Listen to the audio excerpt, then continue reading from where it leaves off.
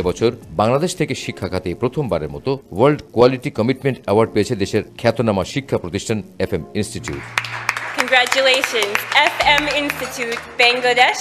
Mr. Mohammed Firoj, representing his company as CEO from Bangladesh. ফ্রান্সের রাজধানী প্যারিসের লাফায়েত Concord হোটেলের গ্র্যান্ড বলরুমে গত 21শে সেপ্টেম্বর রাতে জাঁকজমকপূর্ণ অনুষ্ঠানে FM ইনস্টিটিউটের প্রধান নির্বাহী কর্মকর্তা ও বিশিষ্ট ভাষা বিজ্ঞানী অধ্যক্ষ মোহাম্মদ ফিরোজ মুকুলের হাতে গোল্ড ক্যাটাগরিতে এই অ্যাওয়ার্ড তুলে দেন বিজনেস ইনিশিয়েটিভ ডিরেকশনের প্রেসিডেন্ট হোসে ই প্রিয়েতো। উল্লেখ্য যে পৃথিবীর 53টি দেশের খ্যাতনামা ও বিশিষ্ট ব্যক্তিত্বদের ও স্ব ক্ষেত্রে বিশেষ অবদান রাখায় বিভিন্ন ক্যাটাগরিতে এই অ্যাওয়ার্ড প্রদান করা হয়ে থাকে।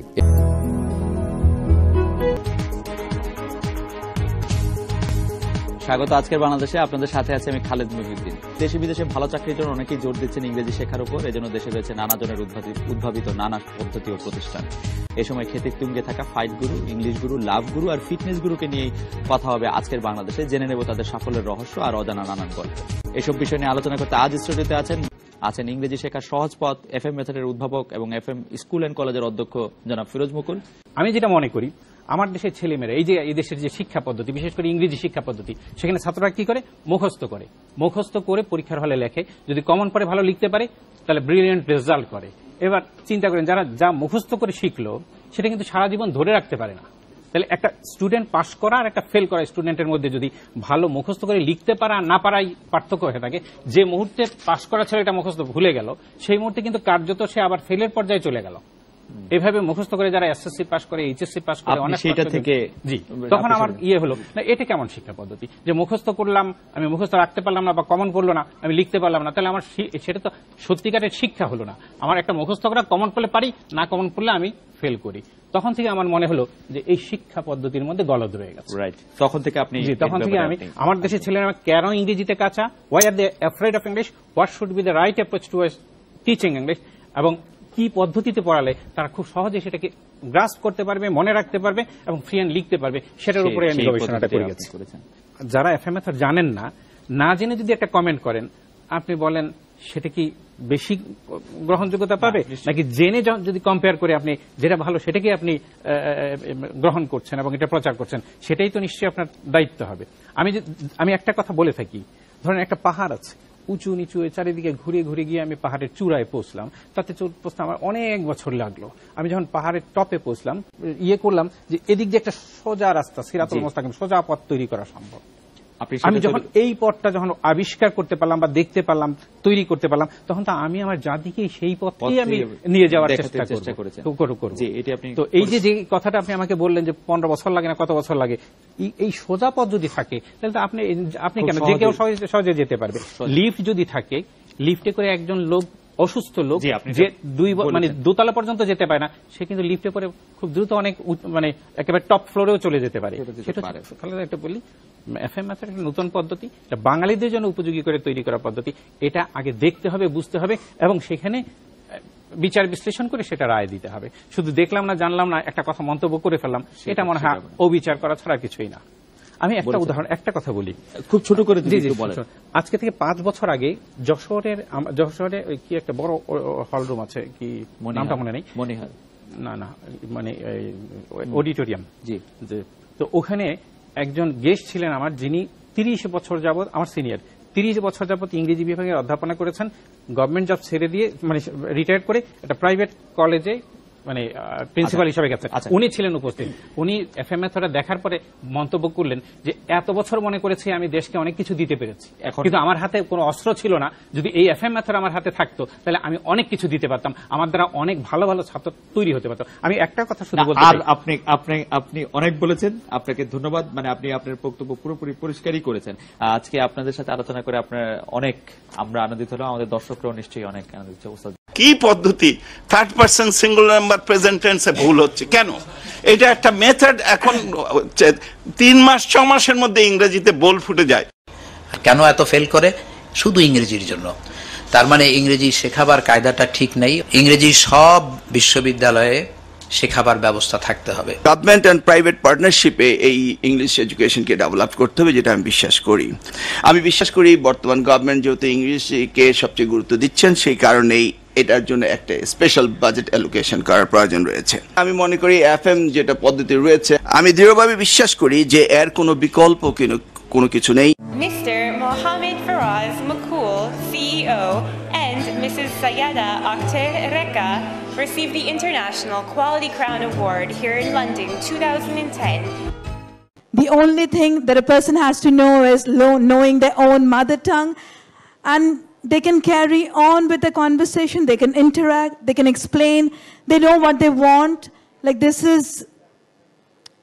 is something you did for this country, you did for the people of this country. Mr. Firoz Mukul, I salute you. Commendable, commendable. গণতান্ত্রিকভাবে নির্বাচিত বাংলাদেশের প্রথম মহিলা প্রধানমন্ত্রী মাননীয় বেগম খালেদা জিয়া 1992 সালের 30 ডিসেম্বর আমার গবেষণার ব্যাপারে খোঁজ খবর নেওয়ার জন্য আমাকে আমার গবেষণার উপরে ব্যাখ্যা দিতে বলেন। আমি বিস্তারিত তার কাছে ব্যাখ্যা দেওয়ার পর উনি সন্তুষ্ট হয়ে তার সিনিয়র মন্ত্রীদের উপস্থিতিতে শিক্ষা মন্ত্রণালয়কে নির্দেশ প্রদান করেন এটিকে আরও পরীক্ষা নিরীক্ষা করে দেখার জন্য। শিক্ষা মন্ত্রণালয় 3 ফেব্রুয়ারি 93 বিষয়টি নিয়ে বিশদভাবে পর্যালোচনা করার জন্য আমার সাথে বিস্তারিতভাবে আলোচনা করেন এবং পরবর্তীতে এনসিটিবিকে দায়িত্ব দেন এই পদ্ধতিটি কিভাবে শিক্ষাক্ষেত্রে প্রয়োগ করা যায় সে ব্যাপারে সিদ্ধান্ত গ্রহণ করার জন্য। কিন্তু জাতির কপালে কুঠারাঘাত করেছে এই এনসিটিবির সম্মানিত বিশেষজ্ঞগণ আমার মেথডও বুঝতে পারেন নাই, বোঝার আদৌ চেষ্টাও তারা করেননি। বিসমিল্লাহির রহমানুর রহিম। বাংলা বাক্যের শেষ শব্দটির মধ্যে রয়েছে সবচেয়ে বড় চমক। আমি অধ্যক্ষ মোহাম্মদ ফিরোজ মুকুল, উদ্ভাবক গবেষক এফএম মেথড। আমি আমার দীর্ঘ 40টি বছর ব্যয় করেছি এই গবেষণার পিছনে।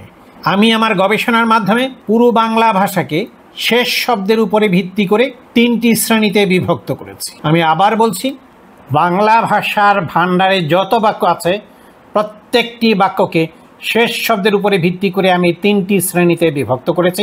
এক হচ্ছে শেষ শব্দগুলো হতে পারে নন ভার্ব, দ্বিতীয় হচ্ছে বাক্যের শেষ শব্দগুলো হতে পারে ভার্ব, এবং তৃতীয়ত হচ্ছে বাংলা বাক্যের শেষ শব্দগুলো হবে ভার্বের পরে হয় জাতীয় শব্দ বিশিষ্ট। এবার আমি তোমাদের নিকট অত্যন্ত গুরুত্বপূর্ণ একটি বিষয় তুলে ধরতে চাই। তোমরা দেখতে পাচ্ছ এটি একটি গাছ, বৃক্ষ। এই গাছটির নাম হচ্ছে এফএমস ইংলিশ ট্রি। এই ইংলিশ ট্রিতে আমরা চড়ব। এই গাছটিতে যখন আমরা চড়া শিখব তখনই আমরা টেন্স গ্রামার ছাড়া ইংরেজিতে অত্যন্ত দক্ষতার সাথে লিখতে এবং বলতে সক্ষম হব। এই গাছটির বর্ণনা দেয়া যাক। এই গাছটিতে একটি কাণ্ড আছে। কাণ্ড পর্যন্ত হলো টেন্সের বিস্তৃতি। তার মানে টেন্স শিখে তোমরা যে জ্ঞান অর্জন করো তা এই কাণ্ড পর্যন্তই বিস্তৃতি লাভ করতে পারো, উঠতে পারো, আরোহণ করতে পারো।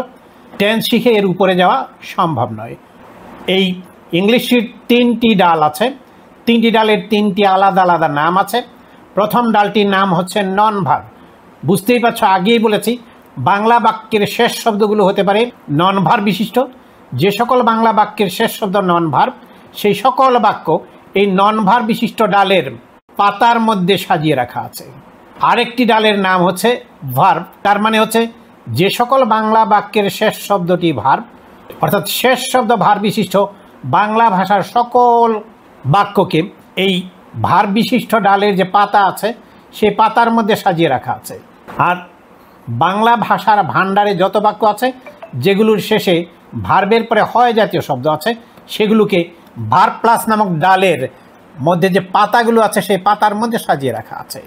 এবার তোমরা বাংলা বাক্য নিয়ে যেভাবে খেলবে সেটি হলো প্রত্যেকটি বাংলা বাক্যকে ইংলিশটির নিচে দাঁড়িয়ে উপরের দিকে ছুঁড়ে দেবে। যে সকল বাংলা বাক্যের গন্তব্য অর্থাৎ শেষ শব্দ নন ভার্ব সেই সকল বাক্য এই লেসন 2 নামক গাড়ির মাধ্যমে চড়ে পাতায় পৌঁছে যাবে। যে সকল বাংলা বাক্যের শেষ শব্দটি ভার্ব সেই বাক্যগুলো উপরের দিকে ছুঁড়ে মারলে এই লেসন 3 নামক গাড়িতে চড়ে টেন্সের গণ্ডি পার হয়ে সেগুলো লেসন 3 নামক ডালের পাতার মধ্যে গিয়ে বসে যাবে। আর যে সকল বাংলা বাক্যের শেষে ভার্বের পরে হয় জাতীয় শব্দ আছে সেই সকল বাক্যকে ইংলিশটির উপরের দিকে ছুঁড়ে দিলে টেন্সের গণ্ডি পার হয়ে সেগুলো লেসন 4 নামক গাড়ির মাধ্যমে লেসন 4 এর ডালের পাতার মধ্যে বসে যাবে। এই পাতার মধ্যে লেসন আছে, সেই লেসনের ফর্মুলার মাধ্যমে সেই বাক্যগুলোকে ইংরেজিতে রূপান্তরিত করা যাবে। এরপর যে সকল বাংলা বাক্যের শেষ শব্দটি নন ভার্ব, সেগুলোকে আমি আবার 5টি শ্রেণীতে বিভক্ত করেছি এবং সেই বাক্যগুলোকে ইংরেজিতে রূপান্তরিত করার জন্য আমি লেসন 2 বানিয়েছি। কাজে তাদের নাম দিয়েছি ABCDE, অর্থাৎ লেভেল 1 2 3 4 5। এগুলোকে lesson 2A 2B 2C 2D 2E এর মাধ্যমে ইংরেজিতে রূপান্তরিত করতে হবে। যে সকল বাংলা বাক্যের শেষে ভার্ব থাকবে সেগুলোকে লেসন 3 মাধ্যমে ইংরেজিতে রূপান্তরিত করতে হবে এবং সেগুলোকে আমি 5টি লেভেলে বিভক্ত করে এই ভার্ব নামক ডালের 5টি পাতার মধ্যে সাজিয়ে রেখেছি এবং সেই বাক্যগুলোকে lesson 3A 3B 3C 3D 3E এর মাধ্যমে ইংরেজিতে রূপান্তরিত করতে হবে।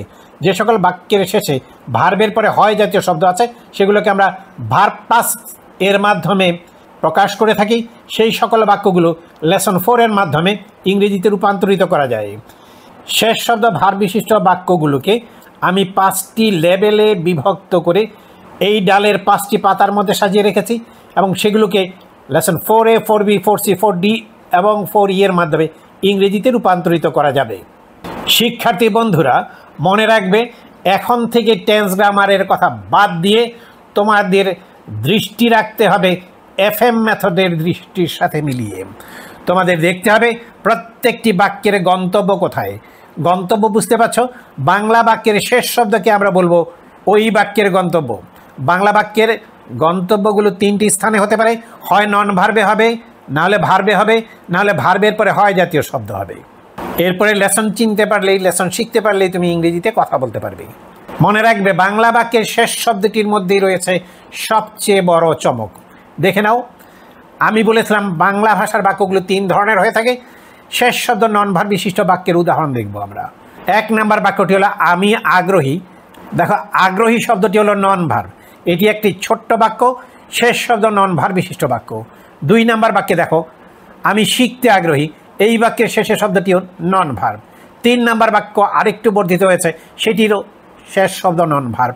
4 নম্বর বাক্য আরও বর্ধিত হয়েছে, এরও শেষ শব্দ নন ভার্ব। 5 নম্বর বাক্যেরও শেষ শব্দটি নন ভার্ব। 6 নম্বর বাক্যেরও শেষ শব্দ নন ভার্ব। 7 নম্বর বাক্যটি আরও দীর্ঘায়িত হয়েছে, সেটারও শেষ শব্দ নন ভার্ব। এইভাবে দেখো, বাক্য যতই দীর্ঘায়িত হোক না কেন, শেষ শব্দ নন ভার্ব বিশিষ্ট বাক্যগুলোর শেষ শব্দটি অবশ্যই নন ভার্ব হয়ে থাকে। এবং এই ধরনের বাক্যকে ইংরেজিতে রূপান্তরিত করার FM মেথডের ফর্মুলা হলো I am ড্যাশ। এই ড্যাশ হচ্ছে FM মেথডে একটি কিবোর্ডের নাম, যে কিবোর্ডকে বলা হয় ফ্ল্যাট কি। এই ফ্ল্যাট কিতে বাংলা বাক্যের শেষের নন ভার্বটি বসে এবং FM মেথডের ফর্মুলা প্রয়োগ করে যে কোনো বড় বাক্যকে এই I am ড্যাশ ফর্মুলার সাহায্যে ইংরেজিতে রূপান্তরিত করা যায়। বাংলাদেশের জন্য সবচেয়ে দুর্ভাগ্যের বিষয় কি জানো? গণতান্ত্রিকভাবে নির্বাচিত বাংলাদেশের প্রথম মহিলা প্রধানমন্ত্রী মাননীয় বেগম খালেদা জিয়া 1992 সালের 30 ডিসেম্বর আমার গবেষণার ব্যাপারে খোঁজ খবর নেওয়ার জন্য আমাকে আমার গবেষণার উপরে ব্যাখ্যা দিতে বলেন। আমি বিস্তারিত তার কাছে ব্যাখ্যা দেওয়ার পর উনি সন্তুষ্ট হয়ে তার সিনিয়র মন্ত্রীদের উপস্থিতিতে শিক্ষা মন্ত্রণালয়কে নির্দেশ প্রদান করেন এটিকে আরও পরীক্ষা নিরীক্ষা করে দেখার জন্য। শিক্ষা মন্ত্রণালয় 3 ফেব্রুয়ারি 93 বিষয়টি নিয়ে বিশদভাবে পর্যালোচনা করার জন্য আমার সাথে বিস্তারিতভাবে আলোচনা করেন এবং পরবর্তীতে NCTBকে দায়িত্ব দেন এই পদ্ধতিটি কিভাবে শিক্ষাক্ষেত্রে প্রয়োগ করা যায় সে ব্যাপারে সিদ্ধান্ত গ্রহণ করার জন্য। কিন্তু জাতির কপালে কুঠারাঘাত করেছে এই NCTBর সম্মানিত বিশেষজ্ঞগণ আমার মেথডও বুঝতে পারেন নাই, বোঝার আদৌ চেষ্টাও তারা করেননি। দেশের ন্যায় এই সাংস্কৃতিক চিহ্নটিকে FM মেথডের পরিভাষায় বলা হয় ফ্ল্যাট কি। NCTBর সম্মানিত বিশেষজ্ঞগণ এই ফ্ল্যাট কি এর ফাংশনও বোঝেননি। এটা যে ফ্ল্যাট কি সেটাও চেনেন না এবং এর ফাংশনটি যে কি তাও বোঝেন না। এবার আমরা দেখব শেষ শব্দ ভার বিশিষ্ট বাংলা বাক্যগুলোর উদাহরণ। যেমন আমি চেষ্টা করি, এই ছোট্ট বাক্যের শেষের শব্দটি হলো চেষ্টা করা, এটি ভার বা ক্রিয়াবাচক শব্দ। দ্বিতীয় বাক্যের শেষের শব্দটিও ভার। প্রত্যেকটি বাক্য একটু একটু করে দীর্ঘায়িত হচ্ছে, কিন্তু বাক্যের শেষ ক্রিয়াবাচক শব্দ অর্থাৎ ভার্বটি বাক্যের শেষেই রয়ে যাচ্ছে। যে সকল বাংলা বাক্যের শেষ শব্দটি ভার্ব বা ক্রিয়াবাচক শব্দ, সেই সকল বাক্য এফএম মেথডের এই আই ডু ফর্মুলার মাধ্যমে ইংরেজিতে রূপান্তরিত করা যায়। এনসিটিভির এক্সপার্টগণ এটি বোঝেননি। শিক্ষার্থী বন্ধুরা, তোমরা দেখো, এই আই ডু মানে আমি করি না, কিন্তু তোমরা যদি বলো আই ডু মানে আমি করি, তখন কিন্তু এই ব্র্যাকেট থাকবে না। পৃথিবীতে কোনো মানুষ ডু এর সাথে ব্র্যাকেট ব্যবহার করে আই ডু ইংলিশ সেন্টেন্স গঠন করে না। যদি ব্র্যাকেট না থাকতো তাহলে এটি ছোট্ট ইংলিশ সেন্টেন্স হতো, যার অর্থ হতো আমি করি, কিন্তু ব্র্যাকেট দিয়ে দেওয়ার কারণে এটি হয়ে গেছে এফএম মেথডের একটি ফর্মুলা। এই ব্র্যাকেটকে এফএম মেথডের পরিভাষায় বলা হয় ক্লোজড কি। ক্লোজড কি এর ভিতরে ডু মানেই হচ্ছে বাংলা বাক্য যত ছোট কিংবা যত বড়ই হোক না কেন, বাক্যের শেষের ভার্বটির ডু রূপে এখানে ক্লোজ করতে হবে, যার ফলে এটির নাম হয়েছে ক্লোজড কি। এই যতগুলো বাক্য আমি দেখাচ্ছি তোমাদেরকে, 11টি বাক্য, প্রত্যেকটি বাক্য যত ছোট কিংবা যত বড়ই হোক না কেন, এই আই ডু ফর্মুলার মাধ্যমে সেটিকে ইংলিশে রূপান্তরিত করতে হবে। এবার আমরা দেখব যে সকল বাক্যের শেষে ভার্বের পরে হয় জাতীয় শব্দ আছে সেগুলোর কতগুলোর উদাহরণ। যেমন আমাকে শেখানো হয়, এখানে শেখানো হলো ভার্ব, তারপরে হয় জাতীয় শব্দ। ভার্বের পরে হয় জাতীয় শব্দ বিশিষ্ট একটি ছোট্ট বাক্যের উদাহরণ এটি। দেখো, বাক্যগুলো যতই বড় হোক না কেন, বাক্যের শেষে কিন্তু ভার্বের পরে হয় জাতীয় শব্দ থেকে যায়। তার মানে আমরা কি বুঝলাম? আমরা যদিও এখানে 10টি বাক্য পেয়েছি, এই প্রত্যেকটি বাক্যের শেষে কিন্তু শেখানো হয়, শেখানো হয়, শেখানো হয়, শেখানো হয়, অর্থাৎ ভার্বের পরে হয় জাতীয় শব্দ আছে। যে সকল বাংলা বাক্যের শেষে ভার্বের পরে হয় জাতীয় শব্দ থাকে, সেই বাক্যগুলো যত ছোট কিংবা যত বড়ই হোক না কেন, সেগুলো ইট ইজ ডান এই ফর্মুলার মাধ্যমে ইংরেজিতে রূপান্তরিত হয়। এখানে এই ডান কিন্তু ক্লোজড কি। এই ক্লোজড কি এর ভিতরে ডান মানে হচ্ছে বাংলা বাক্য যত ছোট কিংবা যত বড়ই হোক না কেন, বাক্যের শেষে যে ভার্বটি থাকবে সেই ভার্বটির ডান রূপে এখানে ক্লোজ করা হবে। শিক্ষার্থী বন্ধুরা, আমি তোমাদের বলেছি বাংলা বাক্যের শেষ শব্দটির মধ্যে রয়েছে সবচেয়ে বড় চমক। সেই চমকটি কি তোমরা বুঝতে পারছো? পরিষ্কার বোঝো। যে সকল বাংলা বাক্যের শেষ শব্দটি হয় নন ভার্ব, সেই সকল বাক্য ইংরেজিতে রূপান্তরিত করতে হলে সেই সেন্টেন্সের গঠন হবে সাবজেক্টের পরে বি ভার্ব, সাবজেক্টের পরে বি ভার্ব। আবারও বলছি, সেই সকল বাক্যের গঠন হবে সাবজেক্টের পরে বি ভার্ব। আর যে সকল বাংলা বাক্যের শেষ শব্দটি ভার্ব হয়, সেই সকল বাক্য ইংরেজিতে রূপান্তরিত করলে এর গঠন হবে সাবজেক্টের পরে অ্যাকশন ভার্ব। আবারও বলছি, সাবজেক্টের পরে অ্যাকশন ভার্ব। আবারও বলছি, সাবজেক্টের পরে অ্যাকশন ভার্ব। আর যে সকল বাংলা বাক্যের শেষে ভার্বের পরে হয় জাতীয় শব্দ থাকে, সেই সকল বাক্য যত ছোট কিংবা যত বড়ই হোক না কেন, সেগুলোকে ইংলিশে রূপান্তরিত করলে সেগুলোর ইংলিশ সেন্টেন্সের গঠন হবে সাবজেক্টের পরে বি ভার্ব, তারপরে অ্যাকশন ভার্বের পাস্ট পার্টিসিপল ফর্ম। আবার বলছি, সেগুলোর গঠন হবে সাবজেক্টের পরে বি ভার্ব, তারপরে অ্যাকশন ভার্বের পাস্ট পার্টিসিপল ফর্ম। আবারও বলছি, সেগুলোর গঠন হবে সাবজেক্টের পরে বি ভার্ব, তারপরে অ্যাকশন ভার্বের পাস্ট পার্টিসিপল ফর্ম। মনে রাখবে, এখানে টেন্সের কোনো গুরুত্ব নেই। প্রত্যেকটি বাক্যই কিন্তু প্রেজেন্ট ইনডিফিনিট টেন্সভুক্ত, প্রত্যেকটি বাক্যই কিন্তু সিম্পল সেন্টেন্সভুক্ত, প্রত্যেকটি বাক্য কিন্তু অ্যাসার্টিভ সেন্টেন্সভুক্ত। কাজেই বুঝতে পারছো, টেন্স বলো, গ্রামার বলো, স্ট্রাকচার বলো, কোনো কিছুই সেন্টেন্সের গঠনকে নিয়ন্ত্রণ করে না। বরং আমার গবেষণা বলছে বাংলা বাক্যের শেষ শব্দটি ইংলিশ সেন্টেন্সের গঠনকে নিয়ন্ত্রণ করে। যদি শেষ শব্দটি নন ভার্ব হয়, তাহলে সেই সকল বাক্যের গঠন হবে সাবজেক্টের পরে বি ভার্ব। যদি বাংলা বাক্যের শেষ শব্দটি ভার্ব হয়, তাহলে সেই ধরনের বাক্যগুলোর গঠন হবে সাবজেক্টের পরে অ্যাকশন ভার্ব। আর যদি বাংলা বাক্যের গঠন হয় ভার্বের পরে হয় জাতীয় শব্দ বিশিষ্ট, তাহলে সেগুলোর গঠন হবে সাবজেক্টের পরে বি ভার্ব এবং এরপরে অ্যাকশন ভার্বের পাস্ট পার্টিসিপল ফর্ম। আমি আবারও বলছি, এফএম মেথডের আন্দোলন, টেন্স গ্রামারের কবর দাও, এফএম মেথড শিখে নাও।